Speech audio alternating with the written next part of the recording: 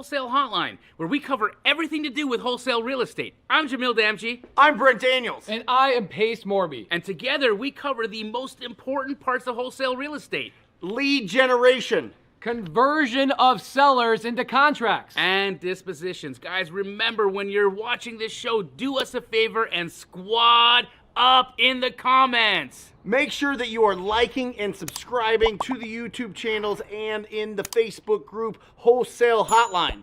Most important, we want to know we're doing a great job for you and helping you build your business. So go give us a review on iTunes and or Spotify. So squad up and enjoy the show.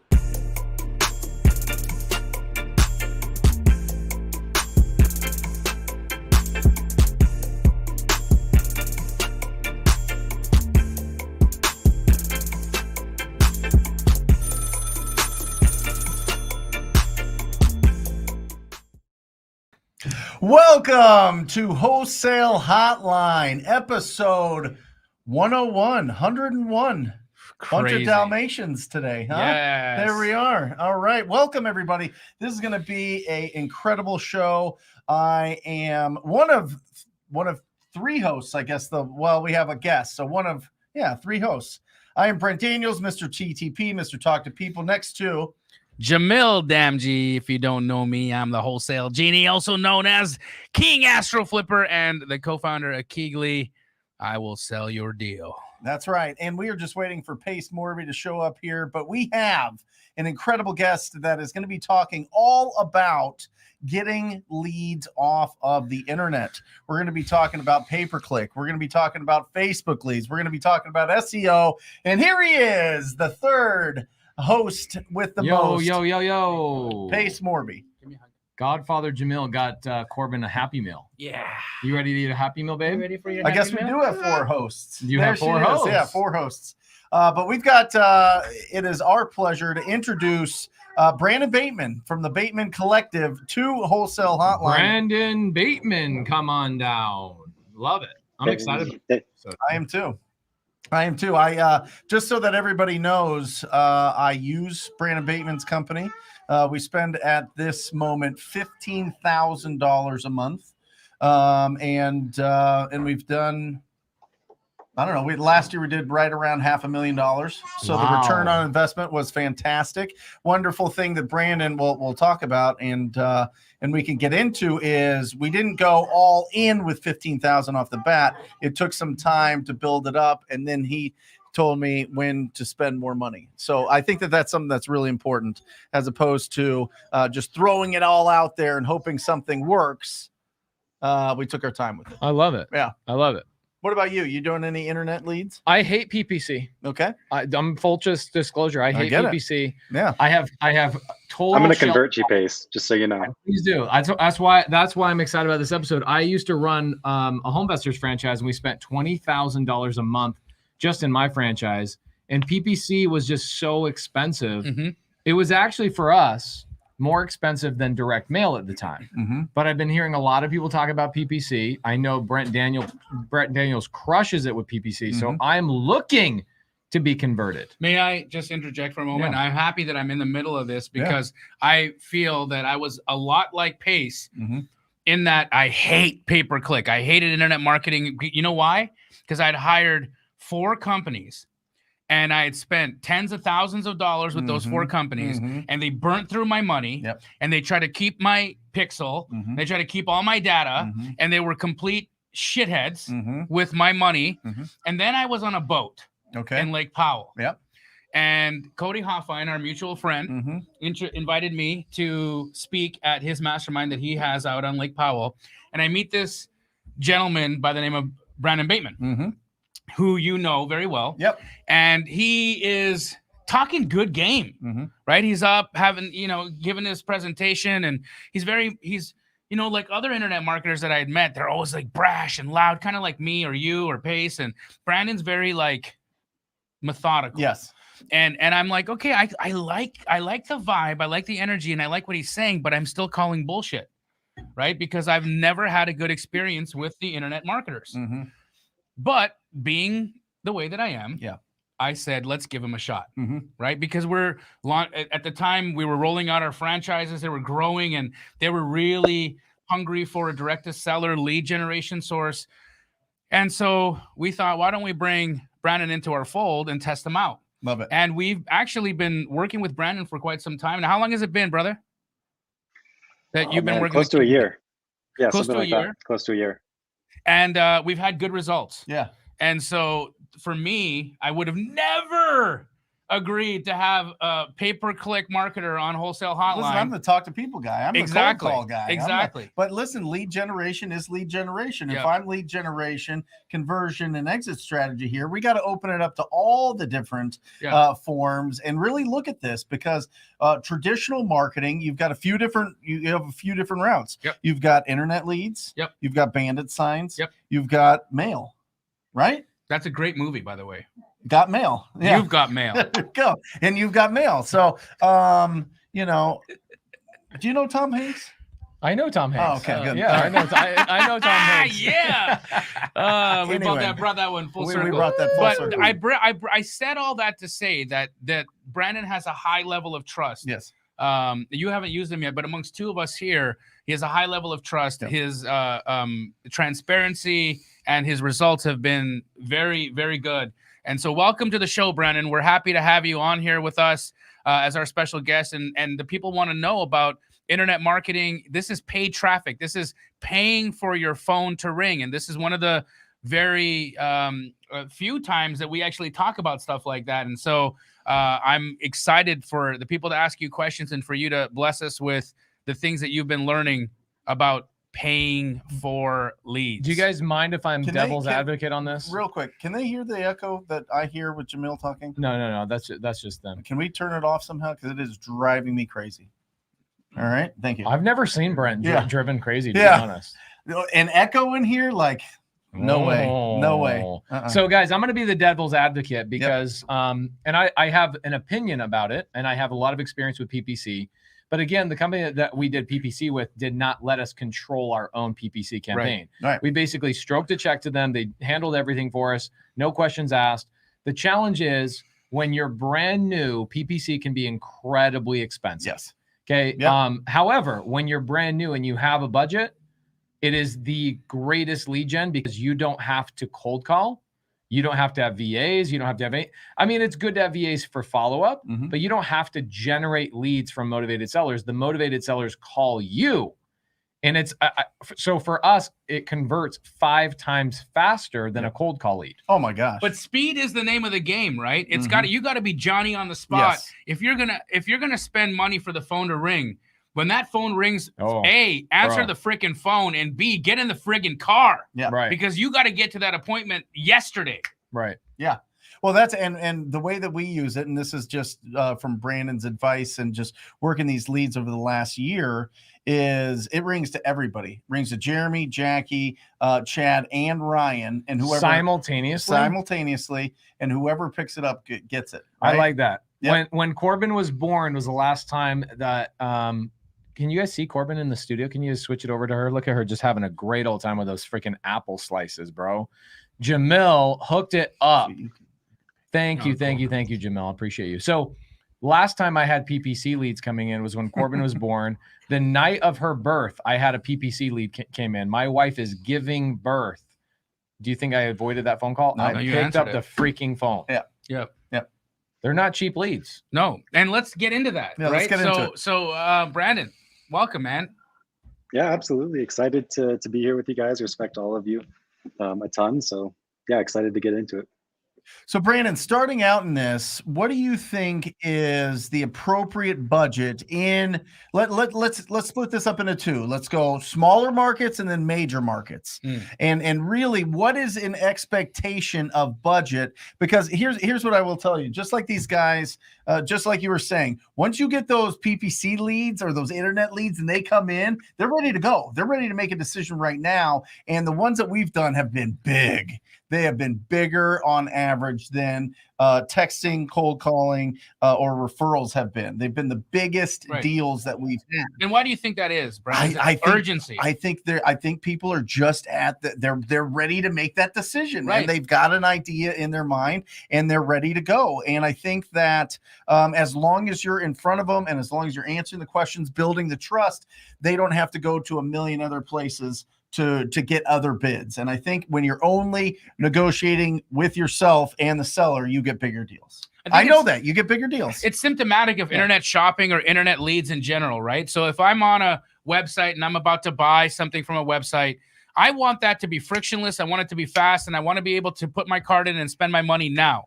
I don't want to have too much time to think. I don't want to have too many selections, too many options, too many things that are going to keep me away from the decision. And so that's absolutely that. It's speed, and then being readily available to answer the question so that you can get to the contract. How fast from when the phone rings to getting the contract signed do you think this process is? Oh, under a week. Under a week. Under a week. So all of you guys that are cold calling, that are doing, it's 5, 6, 8 touches. 90 days with prospecting. With our pay-per-click leads, it was under a week to get them under contract. They either want retail or they're ready to go. Right. And most of them want retail, honestly. Most of the leads that we get want retail, and those are great leads to refer over to our real estate agents. Or hedge funds. You got to close on them, and I want to get a big, juicy deal if I'm going to close on them. I see. Yeah. So you're seeing the verticals be, you get the lead. If it's a retail lead, you monetize through a relationship with an agent. And if it's a non-retail lead, if it's a cash purchase, because we're talking distress, we're talking original condition or dated condition, and the homeowner knows it. Yep. And so they're in reality, you're in reality. Let's make a deal. Sometimes. Yeah. Yeah. Okay. Yep. So awesome. Brandon, to get back to the budget, what do you think? Opening this up, we've got almost 350 people watching already in the first 12 minutes. We're just warming up on the show. And so people want to know, what is a good budget, small market, big market? It's a good question. And honestly, a really hard question because there is no right answer. Here's what I can tell you should think of when you're choosing a budget. The first thing, number one rule, 6 months. I'd say never choose a budget that you can't sustain for a period of time. You know this, Brent, because you went through this time period. Jamil, I know you went through this time period in your business. Everybody needs to write that down in the audience. Write that down. That's a great answer to a great What's question. a minimum budget for a small market, Brandon? Like if you were a model and you're like, I'm not rocking the runway for under 10 grand, what does Brandon not wake up out of bed for? We don't get out of bed for less than $3,000 a month. That's kind of like our minimum as a company. Good. That's a good spend thing. $1 a day. $3,000 a month for 6 months. So you got to have a budget, $18,000 bare minimum to test this. Okay. So guys, this isn't for the faint of heart. This isn't for those that aren't working with working capital. You have to be established in the business. You can't be figuring out how you're going to pay rent and then decide internet marketing is the way you're going to go. Would you say that's a fair assessment, Brandon? I think so. Yeah. Cool. This is a channel where, I mean, for example, Brent, he's the cold call guy, right? The talk to people guy. There's a reason he does digital marketing, right? At his current stage in his business, because if you look at it for the amount of effort that it takes, digital marketing is more friendly than almost any other channel on the operations of your company, on your acquisitions department. And in some ways on your dispositions department, because you're going to be getting deeper deals on average. So it's I think it's a luxury in some ways. Like if I were looking to do my first deal, I would pick up my phone and I would call sellers. If I'm looking to build a scalable business, add incremental revenue, incremental profits without scaling my staff a ton, and while stacking marketing channels to add diversification, digital marketing all the way is kind of what I would do.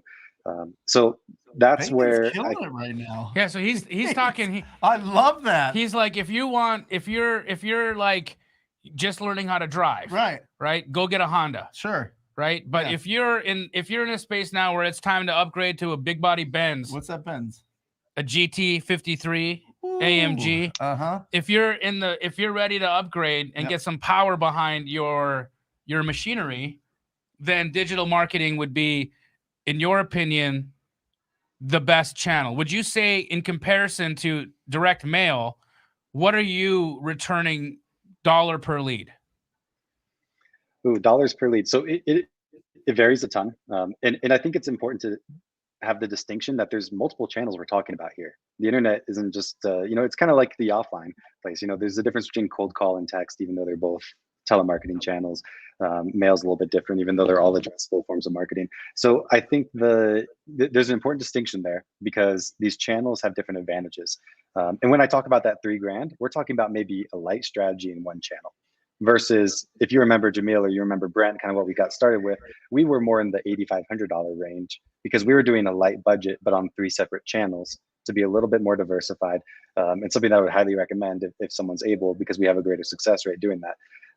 But anyways, if you're looking, I'm sorry, what was I got lost. Like dollar per lead. Oh, cost per lead. Yeah.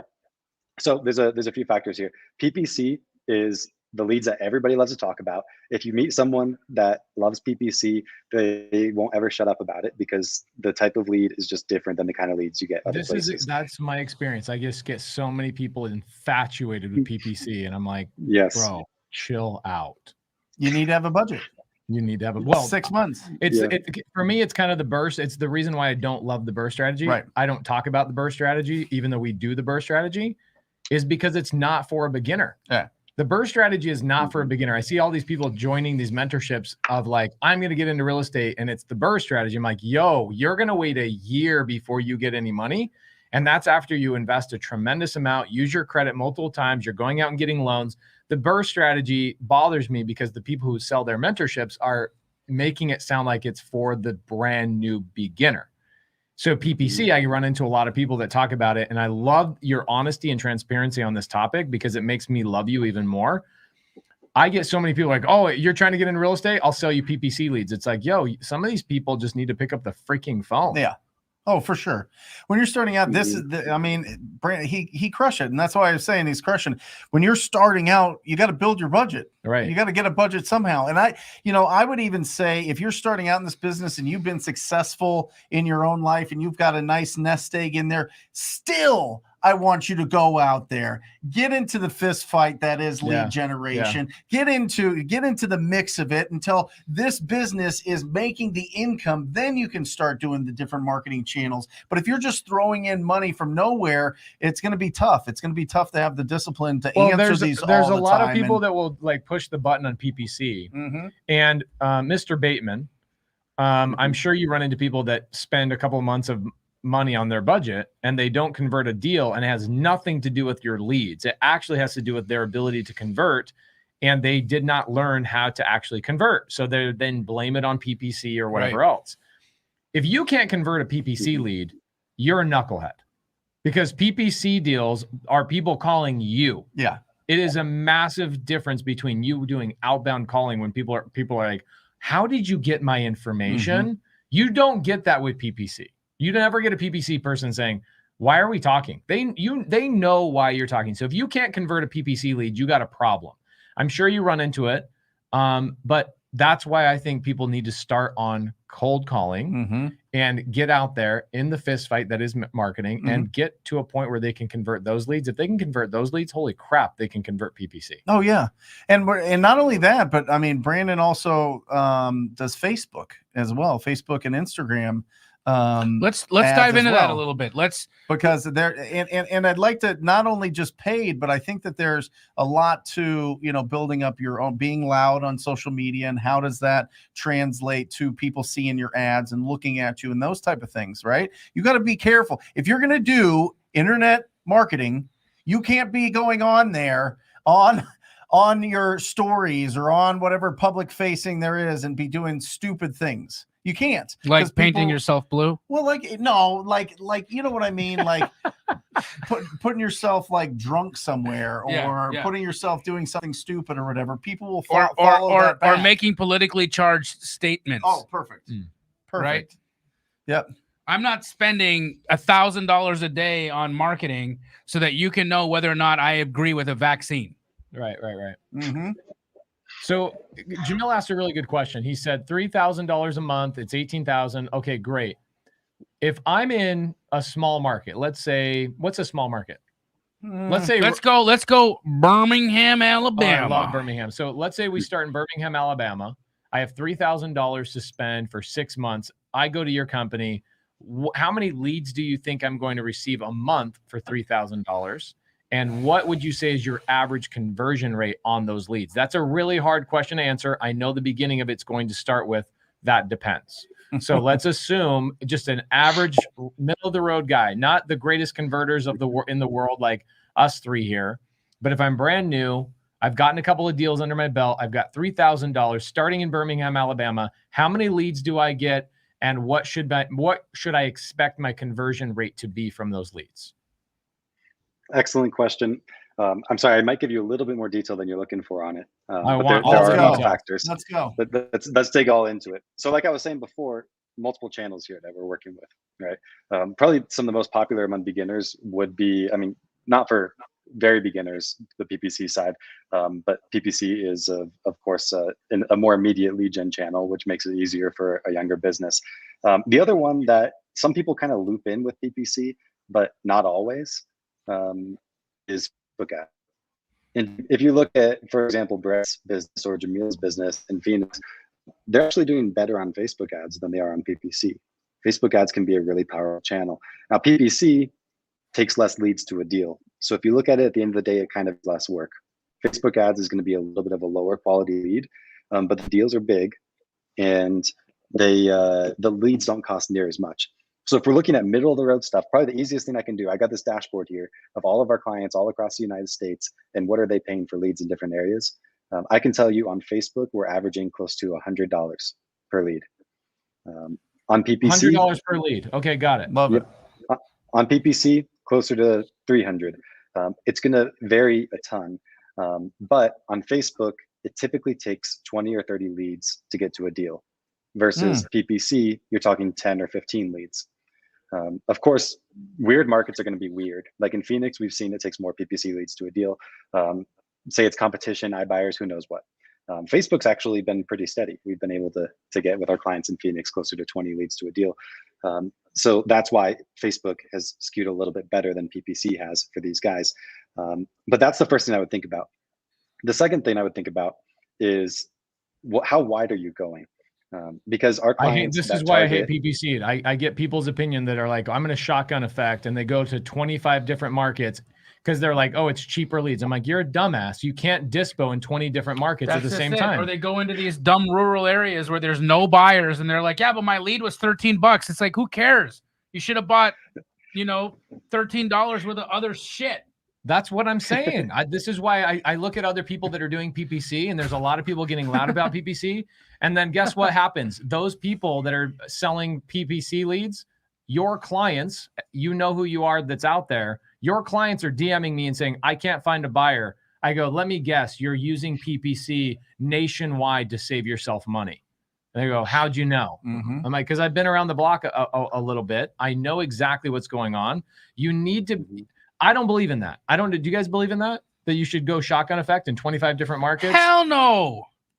Hell no. Why are so many, Mr. Bateman, why are there so many people doing that? Here's what I can tell you. I have clients doing that are very successful with it. It's a different business model. I think where people go wrong is they consider it to be a marketing strategy. It's a lot more than that, because dispositioning properties in all kinds of different areas is a different business model. You have to put as much work into dispositions as you would traditionally put into acquisitions in your business, because it's hard to move those deals, and it's hard to target the right areas where you will be able to move those deals. But our clients that go really wide geographically, they do get much cheaper leads. Our clients that go tighter, they get more expensive leads. What I tell my clients, the absolute most important thing is that your marketing is aligned with your acquisitions, which is aligned with your dispositions. Meaning, if you target an area that you can't acquire a property in, or if you target an area that you can't disposition a property in, there is no sense in doing that. Maybe it's cheaper, but it's worth nothing because you can't actually monetize it. I do have some clients that have built up the difficult skill set of dispositioning properties in odd areas or across wide geographies. And they have had an exceptionally great ROI doing PPC in those wider areas, because ROI gets much higher as you go a little bit wider, versus in a single market where you're going to pay a lot more per lead. However, I also have clients doing really well with the single market, pay for leads where you have a really great buyer network, pay more for the leads, but also make more on the deals. Both are good models, if you ask me. What's the wide majority of people focusing on? I imagine it's the latter. We have more clients doing single market than we do nationwide advertising. So I want the people that are brand new big watching growth. this, creating just a disposition channel in random rural markets is definitely a skill set, but it takes a long time to grow that skill set, and it's not something that is it's not something that is ultimately scalable. That is a crazy business model. Yeah, that when you're dispositioning a property that nobody wants to buy, that's what we call bird the turd. Oh, I've okay? never heard this before. Yes, Teach yeah, me because I something. made it up. Oh, okay? So you've got a turd now, and you're going to try to bird it somewhere, right? Like so essentially, like bird dog it. Yeah, you're essentially trying to just like get someone over on somebody to say, hey, I got a house. It's undervalued. It's in the middle of fucking nowhere. You want to buy it? And if the person's dumb enough, they will. That's the strategy. So you're looking for the bigger idiot. Correct. Yeah. Well, it's also fair that some of our clients, by the way, I love that, Jamil, but it's fair that some of our clients do different things, right? We do have clients that'll target 48 states, and we've seen nightmares with that. Like I had one client that got started up, got 20 contracts in their first month and couldn't disposition a single one of them, right? I've seen that go wrong. On the other hand, we have clients that have actually learned to do that really well. We do have clients also that do everything in between. Like for example, looking at the top 50 counties in the United States, or the top 300 counties, or the top 1,000 counties in terms of buyer activity, and using platforms like Investor Lift, for example, to get cash buyer lists in a lot of areas, and then putting a lot more effort into dispositions, for example, cold calling cash buyers and things like that, and building a good model around it. But the point is, I do think that a lot of people that push this basically say, look, you can get so many leads, and just kind of ignore the whole fact that dispositions is really hard and it's a whole different business model. It's if you go into it realistically, understanding that dispositions is going to be hard, I think it's a good model. And we have clients doing very well with that.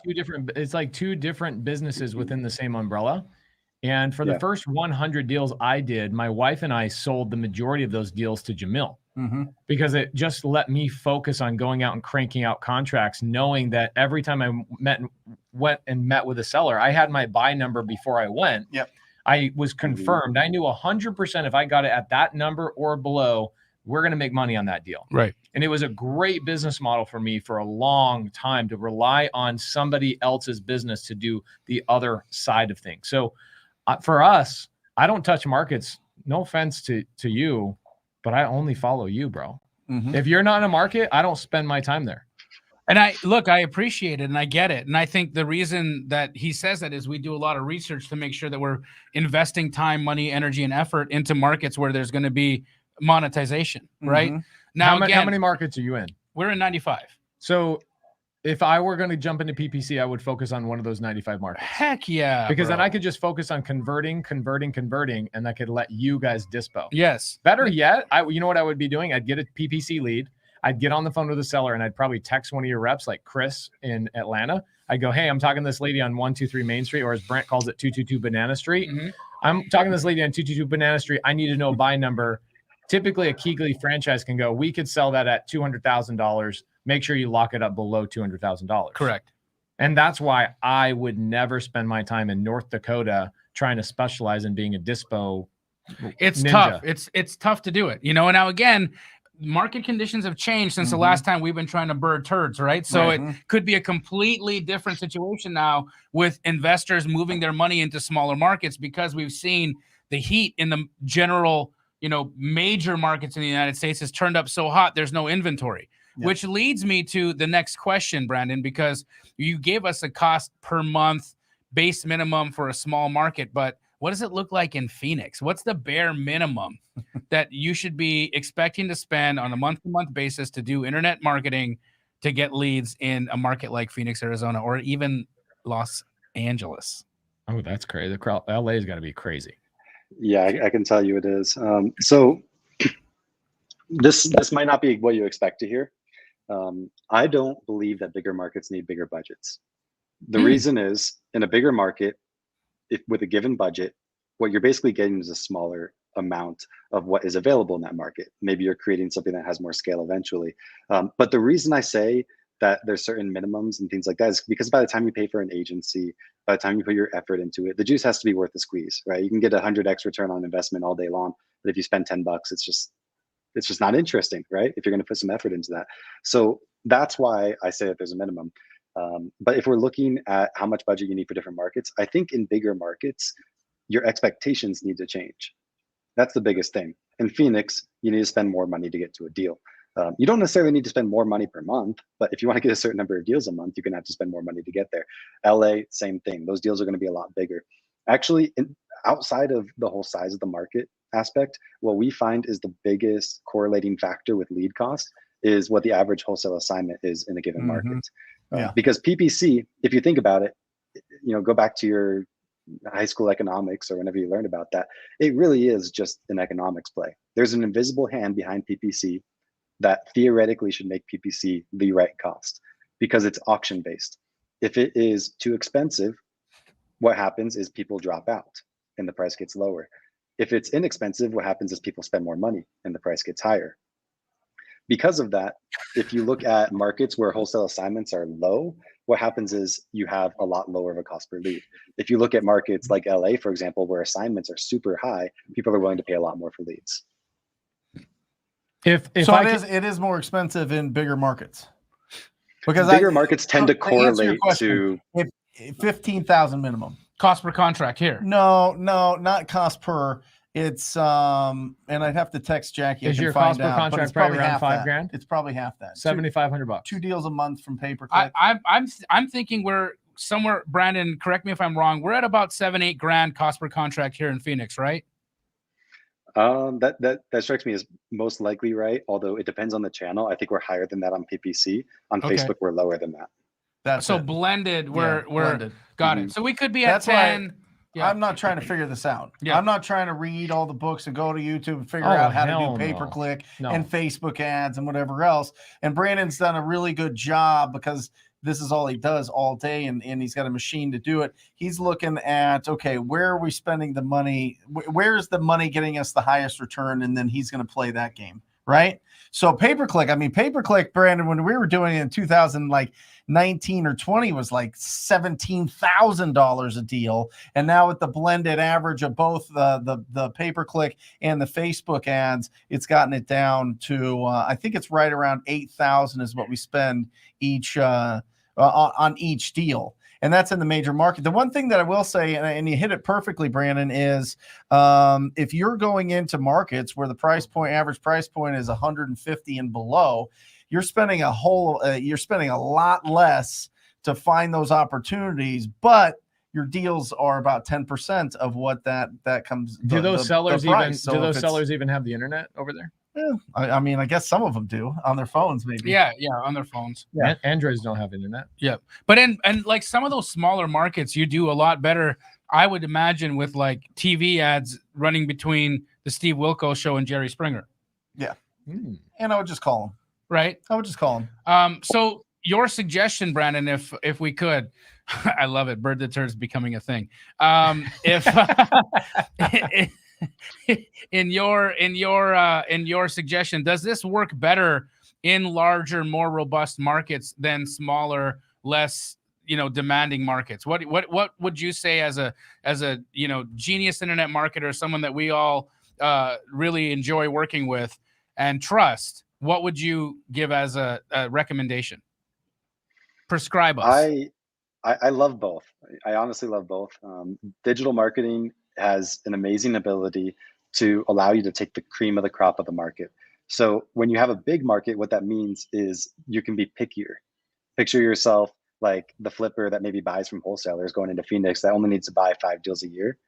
You can be picky and you can get good deals versus if you got to buy 300, you got to take just about anything that comes across your plate because there's not enough deals to satisfy it otherwise. That's kind of what happens with your improvement to the size of your market. So big markets are going to be more competitive, but at the same time, you can kind of take the cream of the crop. Versus smaller markets, you're going to be that guy that buys everything, right? We're going to have to go for all of the keywords. We're going to have to be pretty aggressive on those keywords. On the Facebook ad side, there's probably not going to be a person in your market who hasn't seen your ad, but at the same time, the competition's lower and you're actually going to get a higher percentage of your leads that are going to close. So we have clients that are doing really well in both scenarios. I think the biggest distinction here is the smaller markets are going to have they're going to have a lower cap on what you can actually spend. So sometimes our clients in smaller markets get stuck somewhere where they say, this return on investment is great. How do I spend more money? And it's hard to find a way to spend more money efficiently. Versus So there's bigger a markets, you tend to have more scale. exactly. You can't scale at that point. You can't say, hey, 3x me and I'll 3x revenue. There's a diminishing returns. Yeah. Oh, that's an Yes. interesting thing. So in the smaller markets, you hit a point where you're saturated, There's and always- everyone, all 50,000 people who live in this little town have seen your ad. Well, it's the same thing of like when we're making calls in a town like Flagstaff that has 80,000 people, Right. and there's 8,000, there's maybe 5,000 homes that would be in distress. Mm-hmm.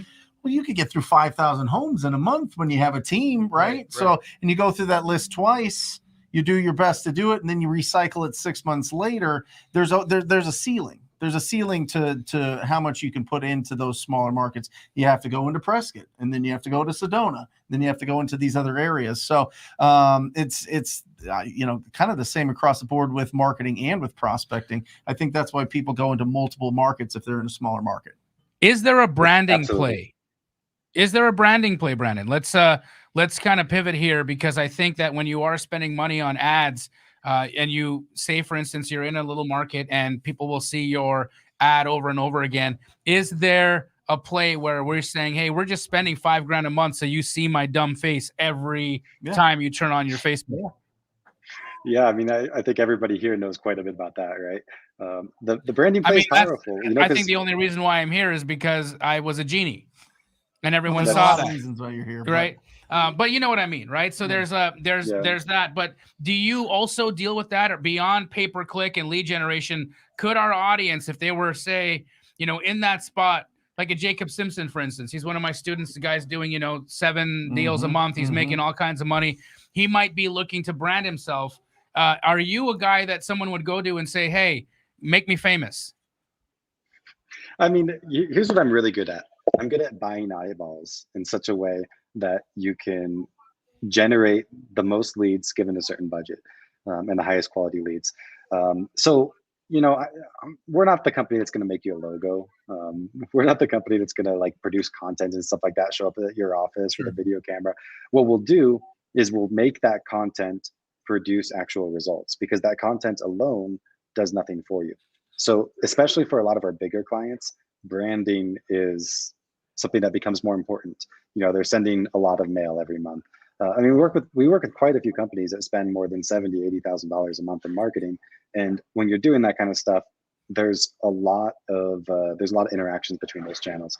I do think that digital marketing has an incredible effect on brand.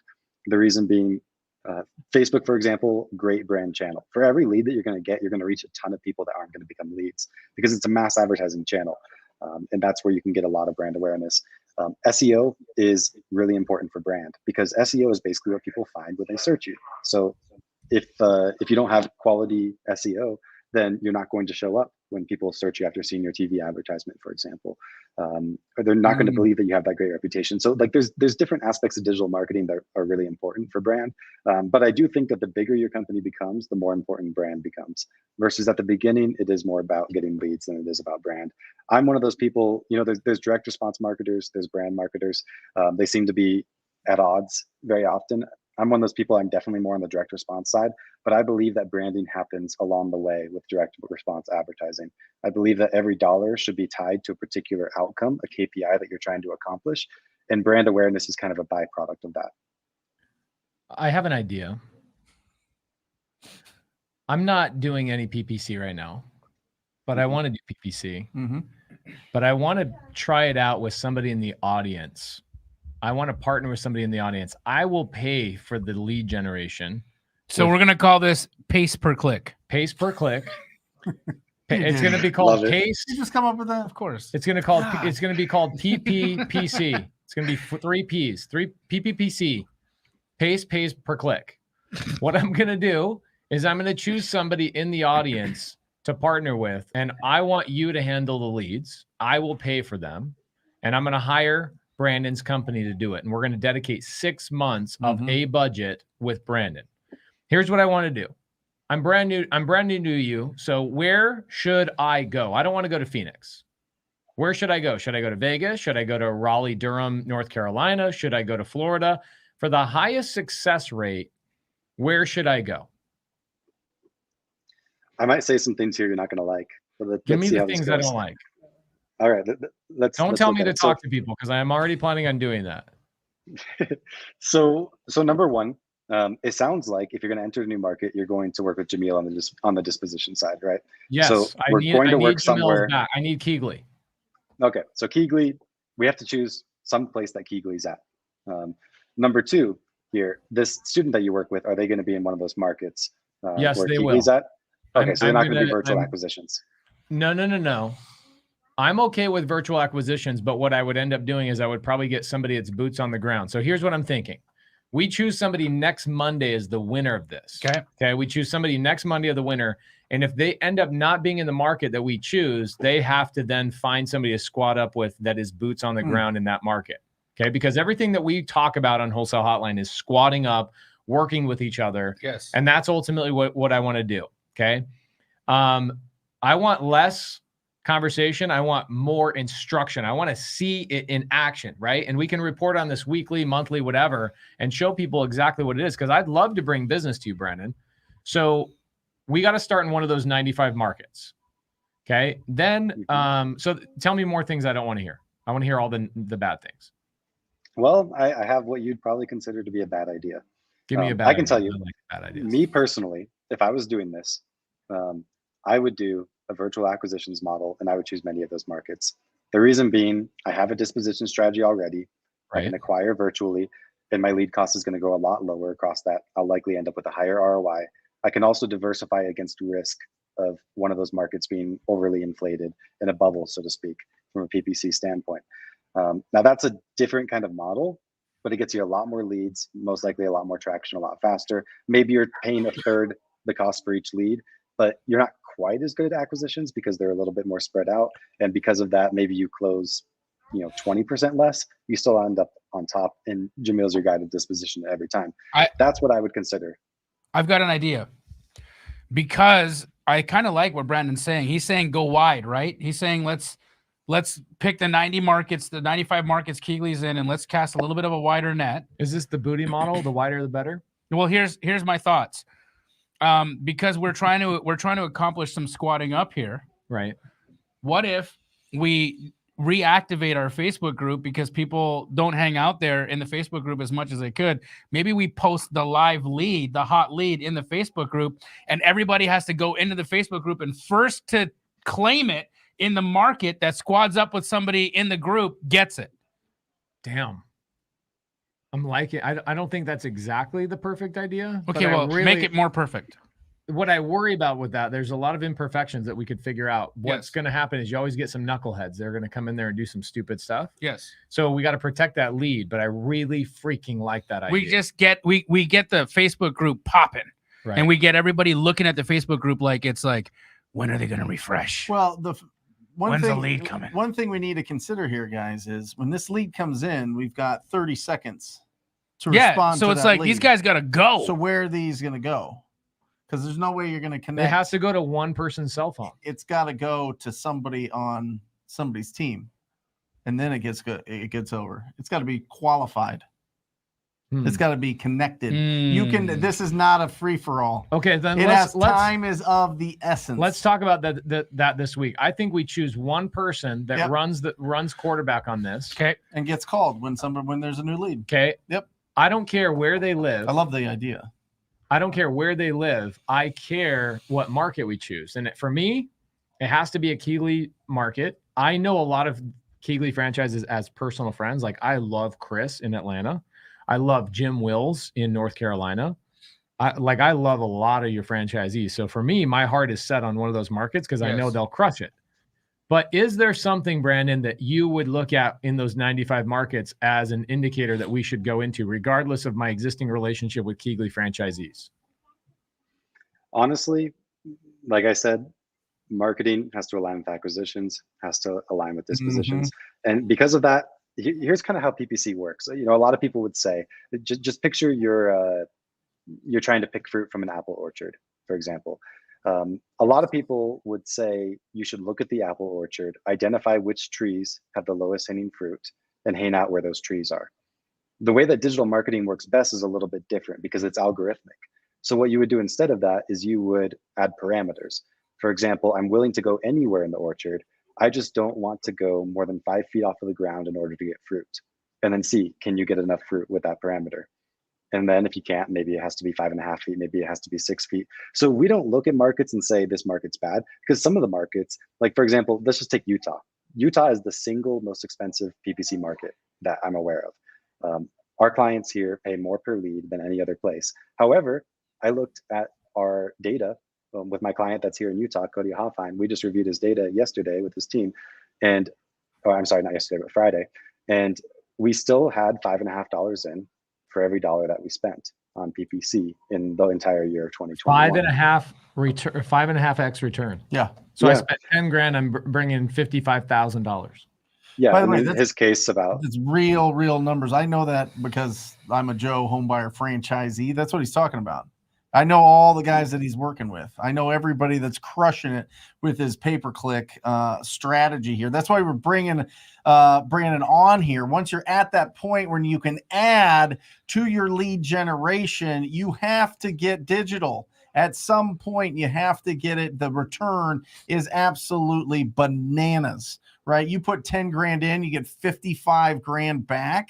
Those are the profits that we're seeing that. We're seeing that all year long last year, starting out this year. And I'm telling you what, the favorite lead that Ryan and Chad, my acquisition managers, have is a pay-per-click lead. It is an internet lead. I'll tell you that. Right off the bat, they're ready. They're ready to charge now because they know, if it's coming from Facebook, they got to talk to 20 to 30 of them to get a deal. If it comes from pay-per-click, it's 10 to 15. So they know that there's a good chance that this is going to be a really nice, juicy deal, really massive deal. Brandon, how's Atlanta? Because Atlanta is my favorite city in the nation. I like to buy and hold properties there. I don't fix and flip there, but we wholesale there and we buy and hold. I'm almost thinking like, if I pay for the strategy, I buy one sub 2 deal out of these leads, I paid for the whole thing. So like people are like right here, Brandon says, does Pace ever host an event where he doesn't give away his own money? The answer is no, I don't.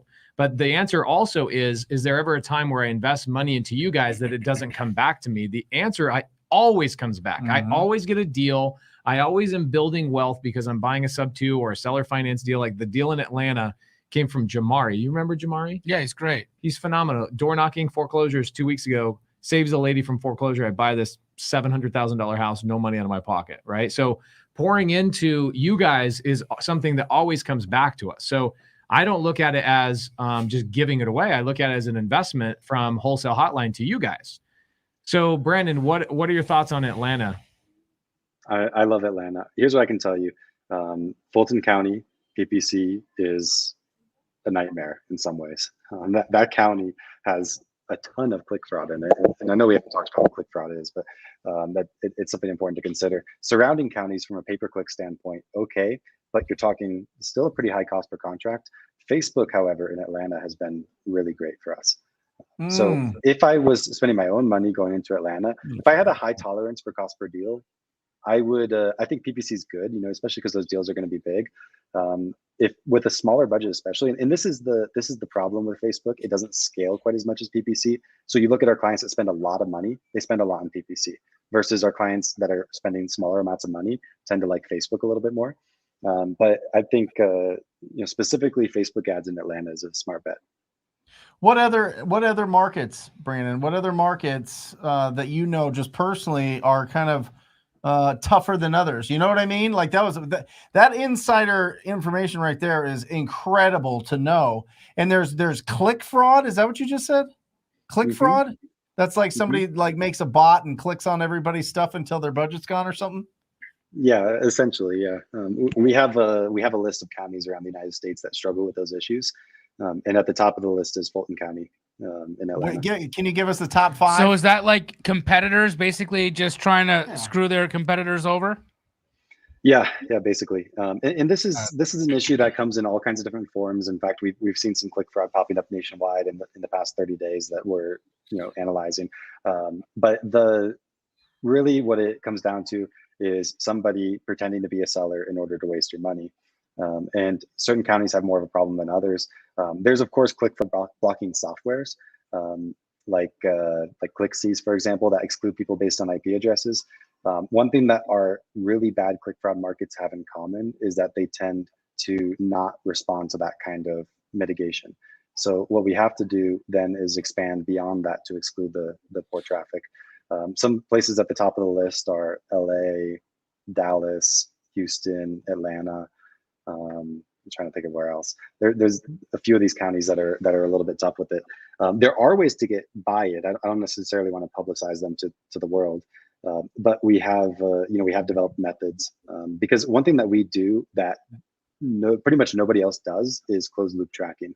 We won't just generate, like what most people do when they do PPC is they pay money, they generate leads, and then they know from those leads they got these deals. However, they don't know that particular marketing activity generated that lead that turned into that deal. They can't really connect those dots because it's hard because you're going from online to offline. What we do is we track that closed loop, and that allows us to find trends in what particular activities are generating the fraudulent leads versus the real leads.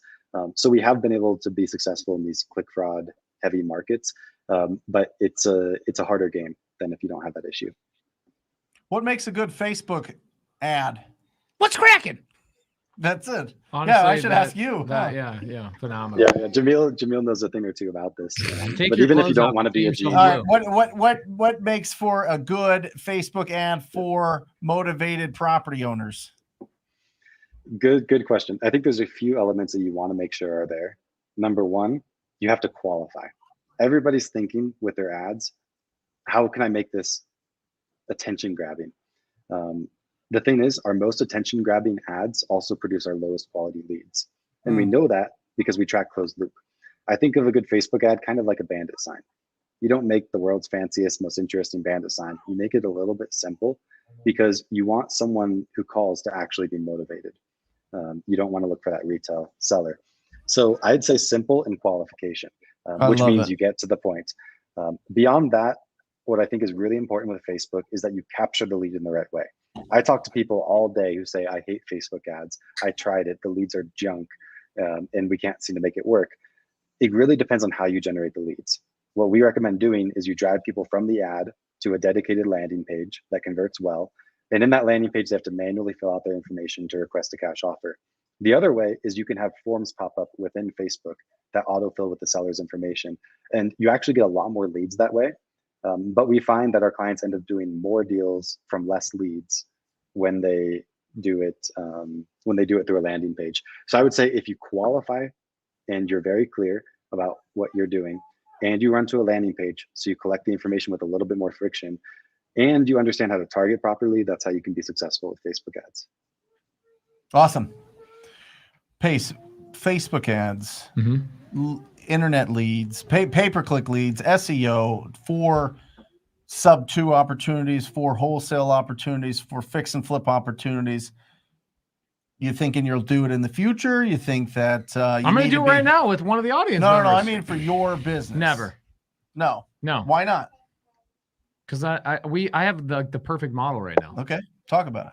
I talk to people. Yeah. TTP, baby. TTP. Since 2018. So for us, I went through all of that. Yep. I don't disagree that PPC works, and I don't disagree that direct mail works. I just have not seen as great of a result. So for us, cost per contract is the most important thing for me. Sure. Cost per contract. When people ask me what KPI is the most important to track, for me, it's cost per contract. It's not cost per lead. It's cost per closed contract. That's right. Closed contract. Write that down, everybody in the audience. When you're looking at a lead generation, anything, doesn't matter what it is, direct mail, door knocking, whatever, you got to look at cost per closed contract. Okay. So for us, I look at cold calling. It's about $1,200 per closed contract. So I look at that and I go, okay, I can control that. I love our VAs, right? We also own a VA company. And so I just feel like it's a perfect model. We haven't had a problem with it in years. Love it. So I love it. And the thing also for us is like, I don't want to be the guy that has 50 acquisition guys. I've taken a lot of notes from Jamil, and not from Jamil, actually opposite of Jamil.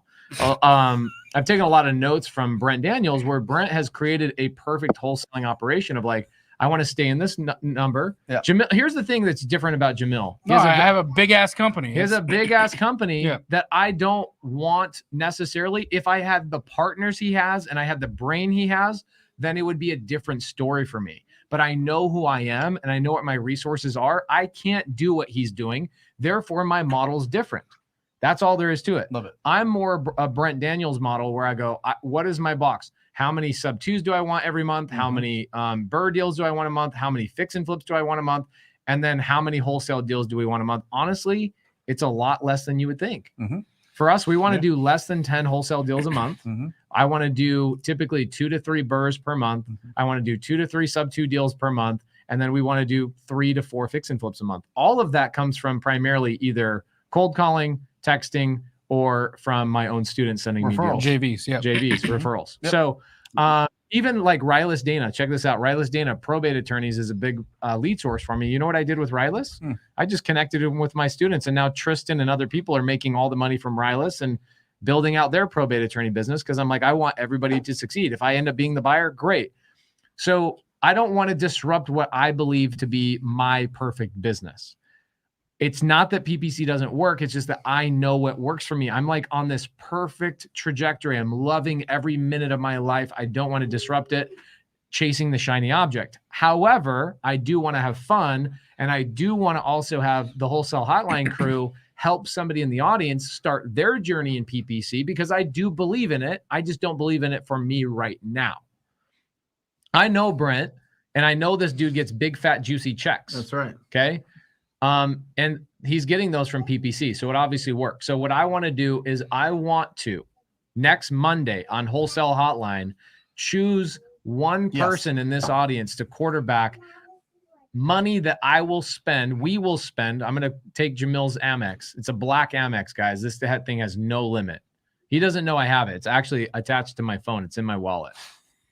We're going to spend the money and we're going to choose a market. We're going to have you guys vote on the market. I think what we should do, Jamil, is we should choose 5 markets that we've got good TTP students, good Astro student, good sub 2 student base, and then have the audience vote on the market. And then we come up with a way that people can win the quarterback of those leads. I'm all over that. I think that's great. I have a question to ask, because you brought up a point that I've seen some people who do pay-per-click. Because here's the thing: when I was first starting in wholesale, I Googled cash buyer Phoenix. Sure. And they all showed up. Right. So I called them all to see who was it, right? Like who are you, and do you have any houses I can buy? Right? Yeah. Because of course, if they're marketing for leads on the internet, they're wholesalers, or they might have access to deals, or yada yada yada. So I did that. What was surprising to me is a great number of those people had their phones being answered by a call service or a VA. Oh, big problem. May I ask, Brandon, in your experience, does a call service convert? Does that work? Was that wasted money? Did these guys, because almost everybody I called was doing it. And so that made me feel like this has to work. Tell me what you've seen and why. And I did that too, and I'll give you my experience. Go ahead, Brandon. Yeah, I mean, every marketing channel that I know of in this industry has kind of had its point where it was just stupid easy, and even though you weren't running it in an optimal way, because the game was easy, you could still make it out all right. And I think that's kind of what you experienced back when you were searching in Phoenix for those guys. These days, that kind of thing just doesn't work. We recommend our clients have, even if they have a lead manager, we recommend that leads go directly to an acquisitions person for these types of internet leads. And we find, so the really interesting thing about this is we are requesting data from our clients all the time about what they're actually closing.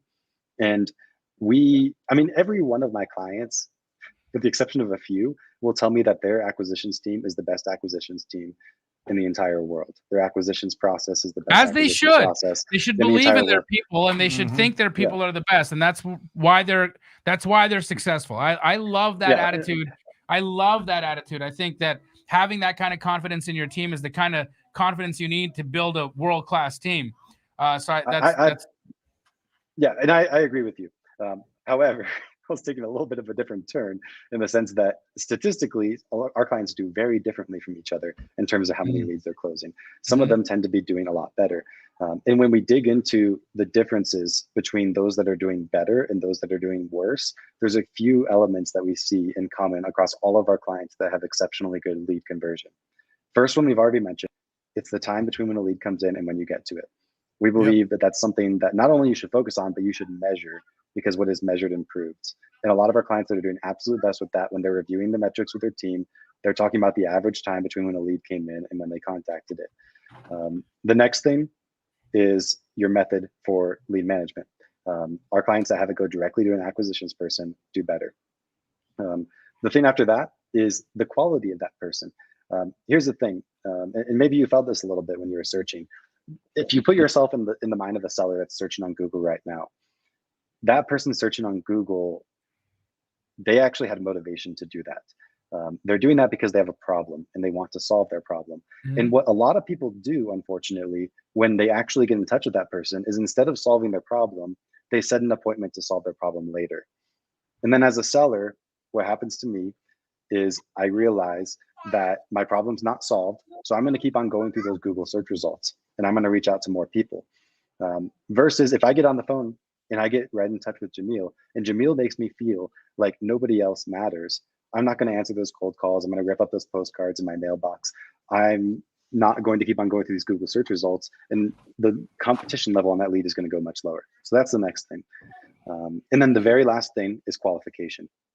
This is so different. And I know we've talked about this extensively because Brent, just because your company was so heavy on cold call historically, and you're so used to qualifying the leads based on multiple pillars of motivation and things like that in order to go on the appointment. Because basically cold calling is a business where you already have the leads and you're just trying to sift through them and figure out which ones are actually worth spending time on.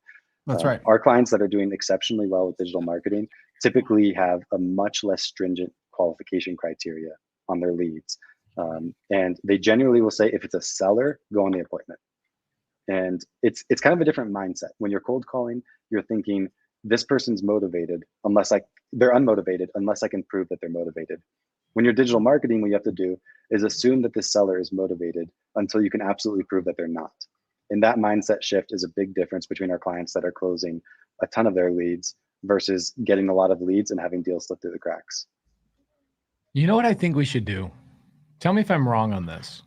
I feel like the collective reason why we are all together is because we all bring very unique superpowers to the table, right?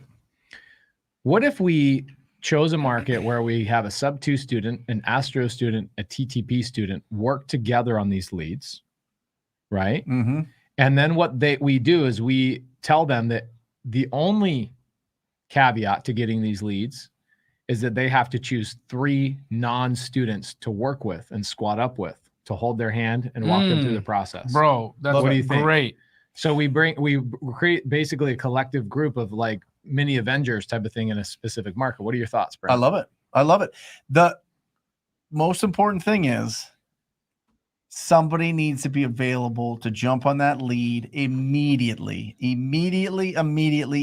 Exactly. Let's bring up Jamari, who you just bought a house from. There you go. Let's bring up his point. He says a lot of these leads come in late at night because these sellers are awake, stressing, looking for a solution.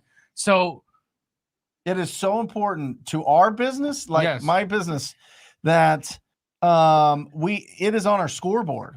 Any incoming calls, we know what the percentage that get answered live, and if it's not 100%, how long it is, what's the time to answer, and if it's not, so there's a couple different leads that you're going to get from the internet. One, they'll just pick up the phone and call you off of a number that's on your website. 2, they're going to fill out the form. It's going to come to you, and you got to catch them within, preferably within 2 minutes. 5 minutes is okay. If it starts slipping longer than that, they start ghosting on you and disappearing. So it's really, really important. Whoever we select is available and able to grab those leads live, because that is a money call. It is critical that those get answered. And my experience with having a service that'll take it, they're not even close to my sales guys. No, they're not even close. Are you talking to about my in team. skill set or time? In skill set and motivation. My guys know if they close that deal, they get a big commission check.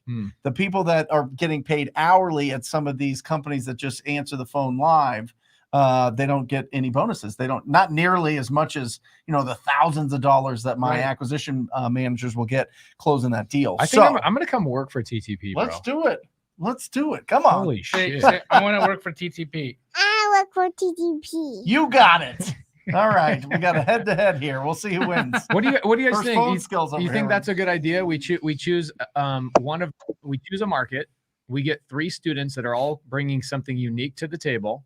We give a game plan to those people, and then we choose 3 non-students from the audience, because there's a lot of people that come here that feel like I need a little bit of hand-holding. And I think that creating this model, think about this. If the return on this investment is 5.5x, and let's say that I cut a check for $3,000 a month for 6 months, the return should be big enough that at some point, all of these people should have enough money coming in that they can go create their own. Spend your money, Daddy. Oh, she says, spend your money, Daddy. I'm going to spend your money. I'm going to take all your coins. I'm going to spend your money. Okay. Okay, I'll spend my money. So I feel like if you invest in people with a return, and of course it's not guaranteed, I totally get that, right? But I think that we give ourselves some momentum, and what happens is these people then end up breaking off and creating their own PPCs, and we create a little bit of a squatting up mentality. We show people what you should be doing.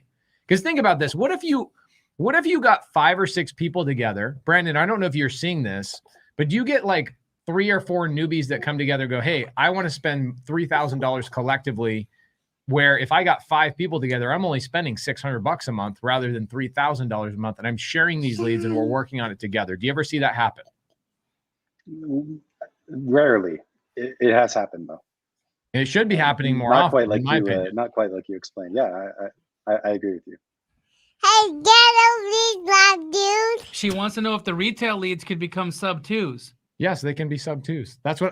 That's my motivation. I want to choose a market where I can buy a couple of sub 2 deals from the leads. And I also want to see our students help people out in the audience that are non-students to go forward and squat up with each other. So yeah, I think I have to say, we'll talk about it next week and choose some winners. Yep. I like it. You like it? Give me And I have 5 to markets say, that we're going to when vote we're, on. What are 5 markets we should start in? Atlanta. I love Atlanta.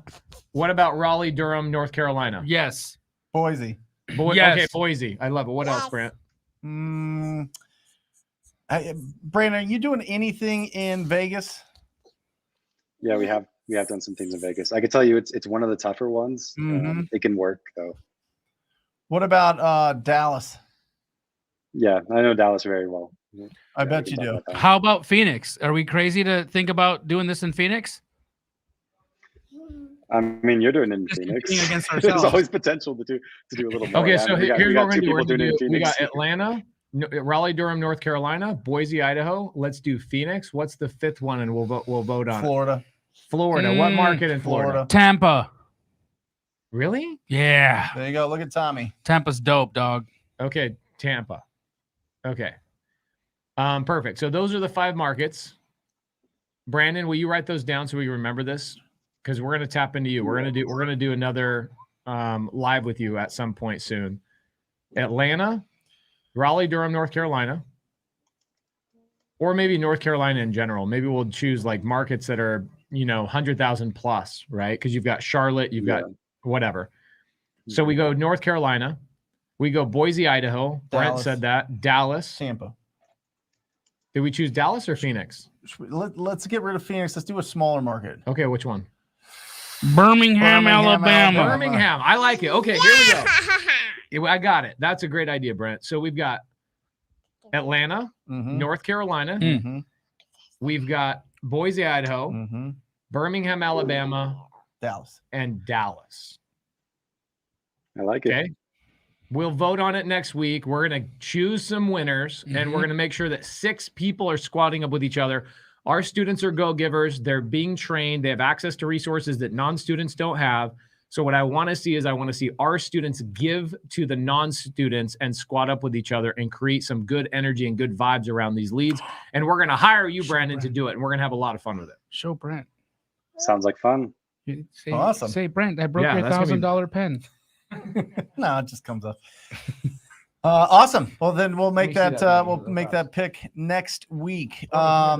Brandon, where do you see when you're seeing people go into working with you, the Bateman Collective? Are they just doing pay-per-click? Or are they doing other things as well? Is there anybody that's just all I want is internet leads? All I want is to get, have like 2 people on my team and just crush it and make a ton of money. Are you seeing that model, or is it mostly, hey, we got things going here, now we added this internet leads to the mix? Yeah, good question. So we do work with people who start with internet leads. A good example of that is Joe Homebuyers, right? You know Joe Homebuyer really well, Brent. Yep. And Joe Homebuyers are generally instructed to start with digital marketing as their first marketing channel. I know with Keegley, Jamil, like as far as I understand, at least at the time that we started, internet marketing was really your first direct to seller channel, or the only direct to seller channel We don't do that direct you were to using seller. at that moment. Yeah. Yeah. So it was kind of tried like your internet, venture and in. it failed over and over and over and over again until you impressed the crap out of me on that boat. Yeah, well, I appreciate that. So anyways, we do work with people doing that. The thing that they have in common is that they usually have good runway in their business. So for example, Jamil had a successful business otherwise, so he could afford to give it 6 months. Joe Homebuyer franchisees are already committed to spending a certain amount of money on marketing per month, and they have financing for the franchise and stuff like that. Other than that, more commonly, we're working with people who are doing deals before they work with us, just because digital marketing is not the cheapest way to find deals. However, for what most people are trying to accomplish in their business, it matches pretty well. So that's why we would do that. We have I've seen some internet marketing companies spring up as of late saying, "Hey, you can talk to a seller for $100." Yeah, it's interesting. That's like a bait to get people to to try it. Is there truth to that? Is that a real thing? Is that a real seller? Is that just a shot in the dark? Is that like gambling? Talk to that. I mean, to be honest, every single offer that I've ever seen that includes some type of guarantee or specific statement about performance in the initial marketing has been a lower quality service. That's just what I've seen. But the thing is, it's very attractive, but then people end up, like you having, not necessarily that you responded to that type of advertising, but you end up kind of like, things that promise high don't tend to deliver where they actually promise.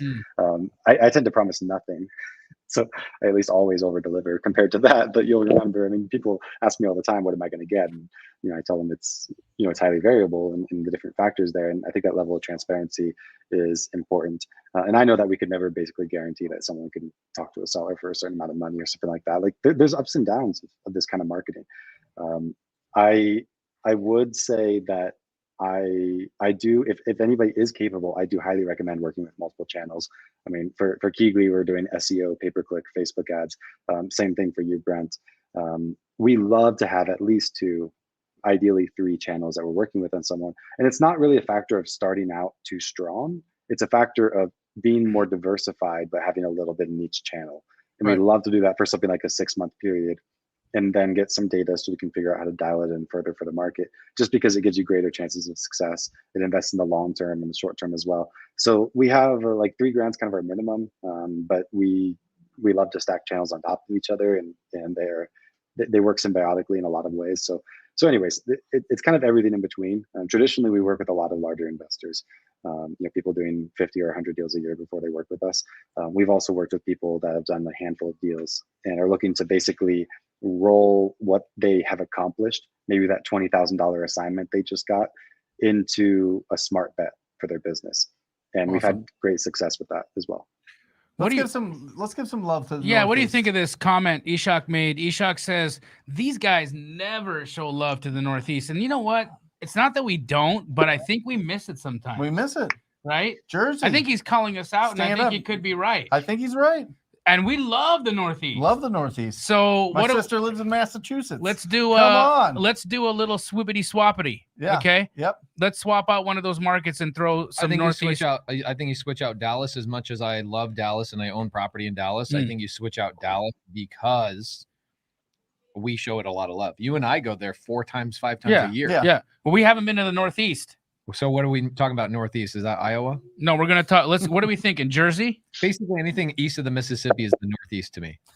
Are we going Jersey? Are we going Maine? Are we going Rhode Island? Are we going Jersey? Boston? I have a lot of TTP family members that crush Jersey. Okay, Jersey. Crush Jersey. Jersey Shore. Crush Pennsylvania. Crush Massachusetts. Crush upstate New York. Not a lot in Rhode Island. Okay. I like Jersey. Let's go Jersey. Yeah. Let's go Jersey. There we go. Okay, cool. Snooki, you win. Hey, listen, sometimes we need to be called out here. By the way, guys, 2 weeks ago, the podcast, guys, we are putting out podcast episodes every single day on Wholesale Hotline podcast. 2 weeks ago, 5,600 downloads. Last month, over 7,000. So I want to thank everybody that is watching this and participating. Guys, it's not just this podcast anymore. We come out every single day. I have one. Jamil has one. Pace has one. Bro. It's all on Wholesale Hotline. Do not sleep on that. We come to you every single day. Get in there. And if I could, we love doing this, but we really need your help with comments in there and reviews. some 5 stars and reviews. Yes. Anything that you guys can do that would be just incredibly helpful. And just let us know. How is it that we routinely get 600-700 last week, 1,000 live viewers, and we only have 100 and some reviews on Apple Podcasts? Yep. Why is that? It's because people need to be encouraged constantly. Why? So yeah, help us out, guys. We'd love to spread the word. Listen, the more impact that we can have, the more squatting up, the more collectively everybody wins. We want to make this business as smooth and easy and fast as possible for you and for anybody that you know. So if you are getting value out of it, make sure that you share it with everybody. Okay, guys? Appreciate it. Love it. Yep. We'll put in the comments here. Check it out. We come original content every day. Every day. Every day? Every day. That you mean And Sundays too? You know what? I'm going to give this for for the 7,000 This is people. a new bell, for the guys. 7,000 people that downloaded and are getting deals and are texting us and DMing us. And we just all spoke at an event last Thursday, and all of us, multiple people, came up and said, "Listen, Wholesale Hotline. I've done so many deals because of that show. We love you guys so much." Here we go. I'm so glad you got a new bell. That last one sucked. Crispy. You broke By it. the way, Crispy. Yeah, you guys did break it. Crispy. you guys want to know what the cheapest cost per contract is? Referrals. Networking events. Yeah, referrals. That wasn't that Yep. event just incredible? Yeah, it was a great event. We had hundreds of people. People flew in from all over the country to converge and talk about real estate, talk about wholesale, talk about creative finance. And guys, in your respective markets, things like this are happening all the time. Get involved. Get out there. Get to the events. Find out who the movers and shakers are in your respective cities and go be a part of that squad. Look, it's not just the events that we're at. It's the events that are happening in your local backyard. That's where you want to be. You want to be rubbing shoulders. You want to be having conversations. You want to be asking, do you have any deals I can look at? Can I help you with comping? Is there anything in your business you're disorganized with? Is there a way that I can get involved? These are the ways that you're going to grow your network, grow your sphere of influence, and you might just meet the next Pace Morby or the next Brent Daniels. And how freaking cool would that be? So check this out. We're at this event. All of us speak. My wife, Laura, opens it up. She crushed it. Jamil roasts everybody's ass. It was hilarious. Hilarious. So I'm out in the hallway, right? You guys go. I think you guys went and did a panel. I had to leave. So I leave and I'm walking out the hallway and talking to a bunch of people. I walk outside of the building. And there's this young kid about to jump into a lift. I go, hey, he goes, Pace, you changed my life. Tell Brent and Jamil, blah, blah, blah, blah. You changed my life. I go, bro, did you meet anybody while you were here? How was it? He goes, I actually flew in this morning to come to this event and I'm leaving tomorrow morning. I was like, then where are you going? He's like, oh, it was really good, but you guys are all done, so I'm leaving. And I'm like, why are you leaving if you haven't met anybody? Mm-hmm. What are you doing? He goes, oh, well, my lift is here. So I walk over to the lift, knock on the window. I go, he's canceling the lift. I grab him by the scruff of his neck. I'm not bullshitting. I grab him by the scruff of his neck like this. And I walk him right back in the building and I hand him off to a bunch of our students. Nice. And I go, guys, take care of this guy. Yep. Do not go to meetup events without meeting people. I guess there's a fear. There's something going on. What could I say to people when I go to a meetup event? Brent, what should I say to people if I'm brand new? I'm bashful. I don't know what to say. Is there a line? Is there something I should ask? What should I do? I am so excited about this business. I just got started. I'm being really proactive out there. I'm driving for dollars. I'm finding these properties. When I come across a great deal, can I reach out to you and can you help me with it? Right. That's what I would say. What if I don't know if it's a deal or not? Can I just ask them if they'll look at the Absolutely. They'll help me comp a deal? If I find somebody that's motivated, can I reach out to you and we can work on the deal together? That's it? That's it. Are people gonna be mad at me and breathe fire on my face? Who's gonna pass up a juicy deal? Not me. Not me. That's what I would say. I would say, listen, I'm excited about this business. I would be truthful. I just got started. I don't know anybody that's doing this, but I really, really want to be a real estate entrepreneur. And when I come across a great opportunity, will you help me lock it up? Awesome. Right. Brandon, I'm flipping the script here a second, okay? Because we've been talking a lot about lead generation, but there's another side to relationships and the equation of wholesale. And in the last few minutes of this, I want to ask, does internet marketing work for finding buyers? Can we find buyers through pay-per-click? Can we find buyers from Facebook ads?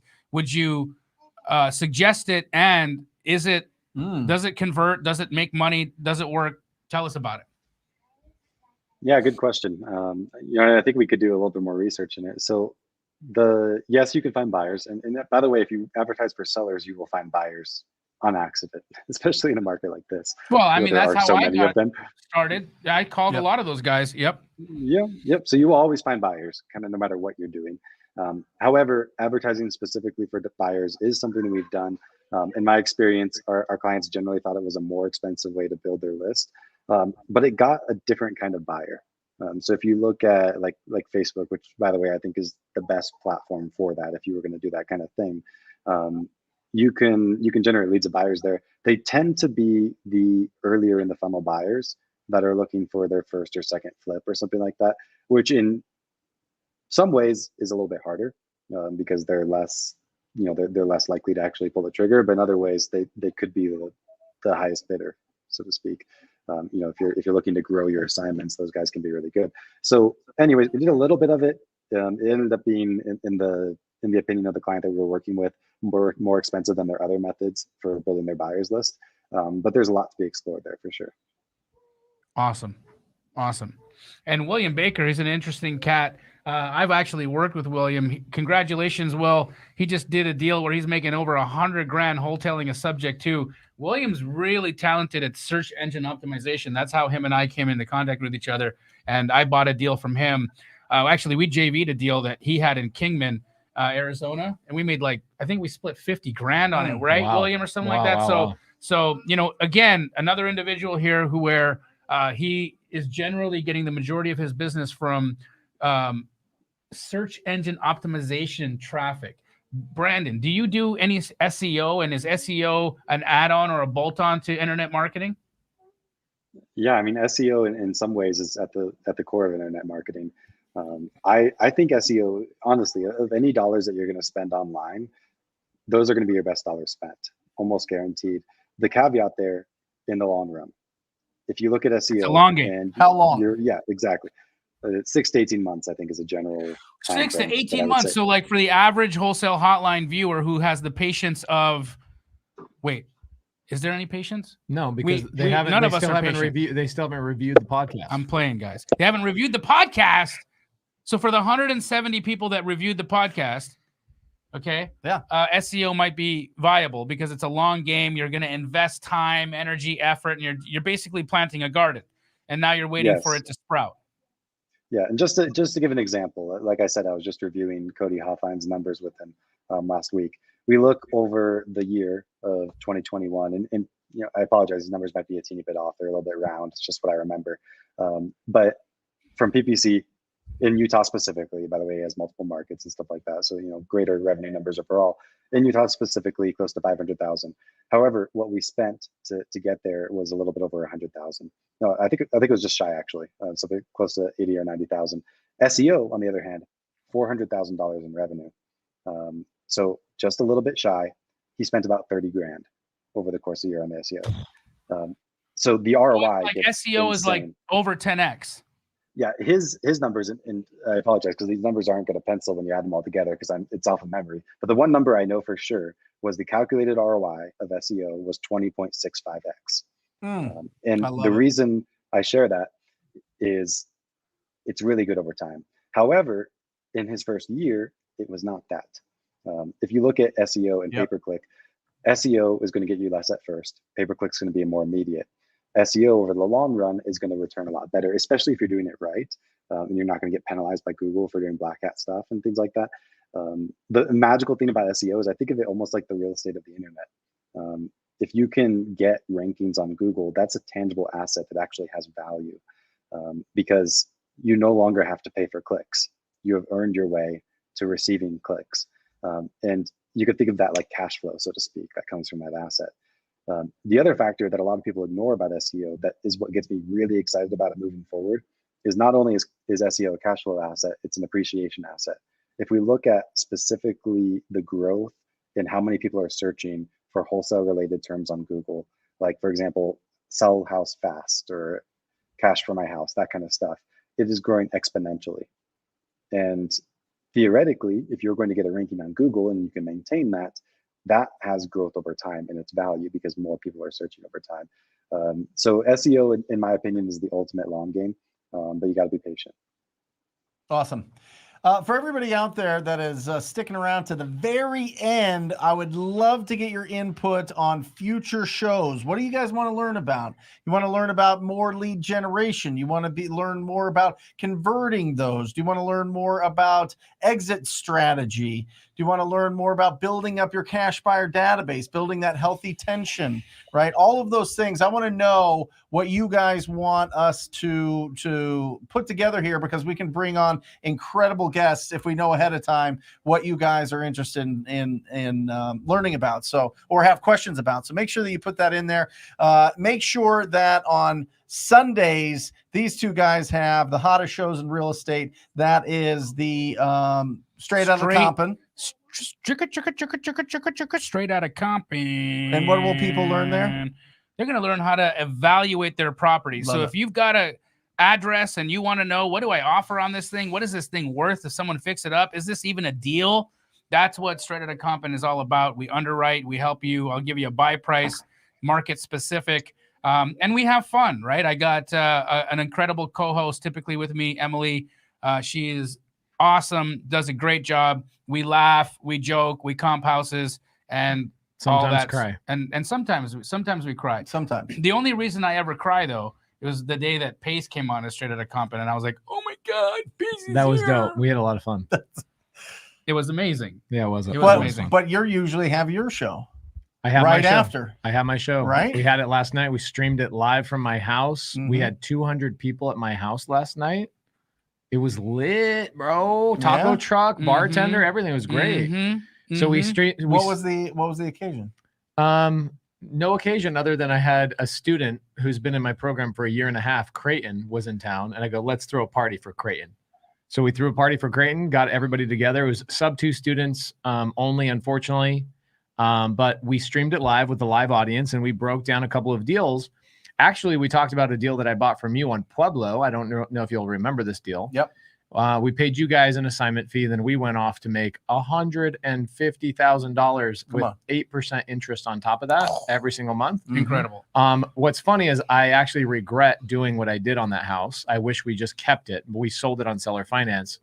And it was a great show, a really, really good show. A couple of weeks ago, we had 900 people show up on Sunday night. Last night, we had about 700. talk to a couple of lenders. I'm showing people how to find lenders and talk to lenders right now, which is good.